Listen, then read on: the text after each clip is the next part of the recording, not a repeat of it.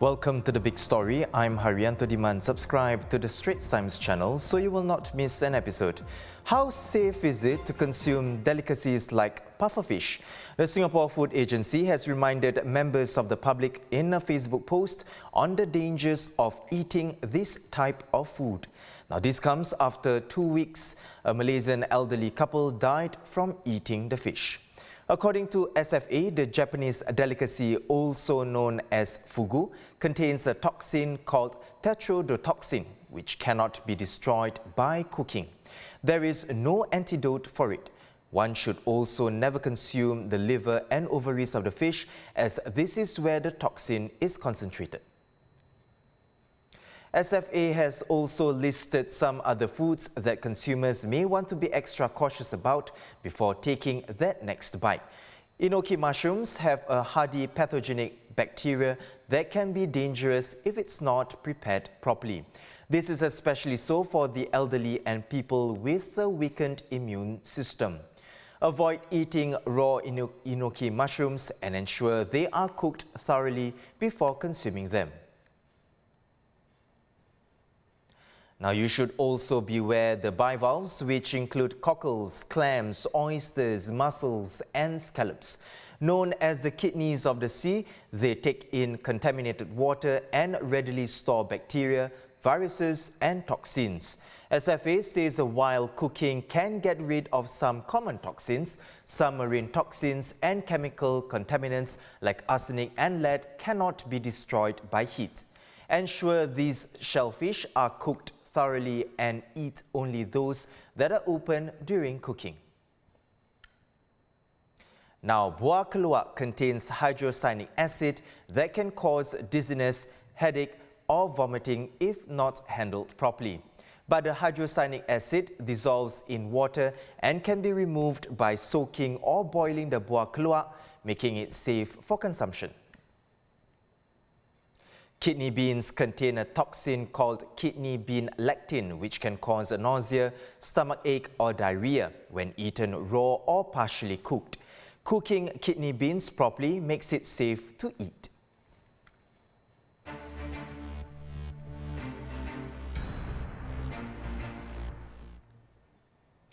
Health Minister Ong Ye Kung says that Singapore has been preparing for what it is called a super-aged society, and the nation will continue to do so.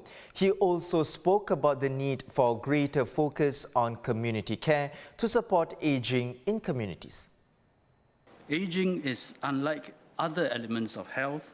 It is a human condition that we can neither prevent nor cure. The United Nations define a country as aging if the share of its population that is 65 years or older crosses 7%. So magic number 7% means you're aging. It's considered aged if that share exceeds 14%. And once that share reaches 21%, it's considered super aged. Singapore, we took 19 years. And became aged in 2017. 115 years, 85 years, 70, 69 years, and we, 19 years.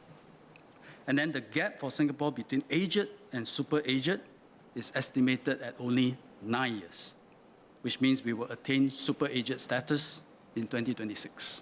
Hence, building on the foundation established over many years, we developed Healthier SG, our preventive care strategy, which we were launched in July this year.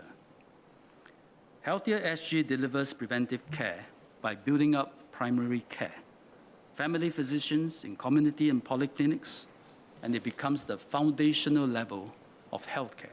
In particular, with community support, there are great opportunities for seniors to age healthily in communities. And this is the next area where big changes need to take place. Hence, beyond Healthier SG, the next area of priority for MOH is to build up community care, to get us all to do what is right for our health, to support aging in communities. And I'm glad quite a number of members have spoken about this. It will be a continuation of Healthier SG, and as a national program, as ambitious and as extensive as Healthier SG.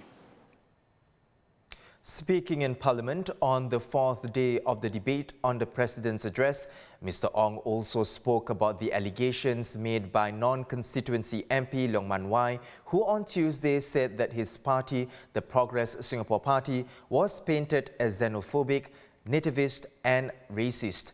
Minister Ong also raised concerns over Mr. Leong's approach to debates.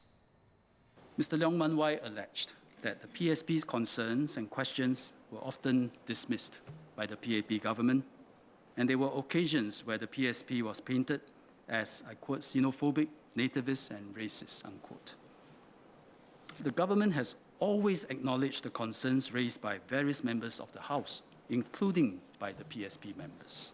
But I hope Mr. Leong will also acknowledge the serious concern we have in the way he raises and debates issues. All of us, including Mr. Leong, PSP, and everyone in the House, we know that race issues can be played out, especially in multiracial Singapore. We can debate, we can spar, but we should not pit one group against another, over and over again, always looking to tear at the seams of our society. And if we keep doing that, it will sow disunity and divide our society. In multiracial, diverse Singapore, our harmony is hard-earned. Let's not take it for granted. Mr. Ong also spoke about the speech made on Tuesday by Workers' Party MP Leon Pereira. He called allegations by Mr. Pereira that the government was trying to push a single dominant narrative as untrue. Mr. Ong also said that proposals brought forward by the WP failed to consider the important factor of funding. Mr. Leon Pereira had asserted that government tries to push a single dominant narrative without regard to the alternatives raised by the WP. I think it cannot be true. If not, we would not be having such extensive debates on so many issues in this House and hearing out each other. Very often, WP as opposition wants more of what is already being done. Whatever the government proposes, ask for more. So here is one difference between our two parties. I don't think it's a major one, and it's again part and parcel of political contestation. But a fundamental difference arises when it comes to WP's ideas for the budget. Why is that so?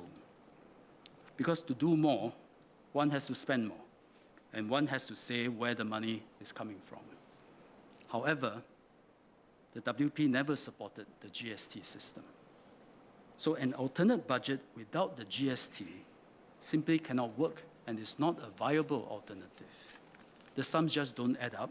You cannot give up a major source of revenue and yet want to spend more in so many areas.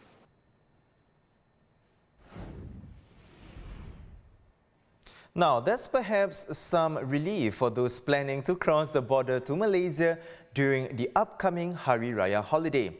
Johor's Menteri BESAR says all counters at the Bangunan Sultan Iskandar Customs, Immigration and Quarantine Complex must remain open without interruption. Efficiency at the BSI complex was not up to its expectations and was currently not operating at its maximum level. He also invited the Immigration Department Director General to visit the BSI complex as soon as possible to find ways to increase its efficiency. If you were looking up at the sun earlier today, and we hope you did so with the proper protection, you may have caught a rare sight of the moon partially covering the sun. Known as a solar eclipse, this occurs when the moon passes between the sun and the earth, casting a shadow on our planet that either fully or partially blocks the sun's light. Here in Singapore, the moon covered about 15% of the sun in a partial eclipse. The Science Centre hosted a viewing session at its Eco Garden for avid stargazers. But sadly, the sun was obscured by clouds on the rainy day. Not so in Exmouth, where massive viewing parties were able to observe a total solar eclipse. Tens of thousands had flocked to this tiny town in Western Australia, which was the best place on Earth to catch the phenomena.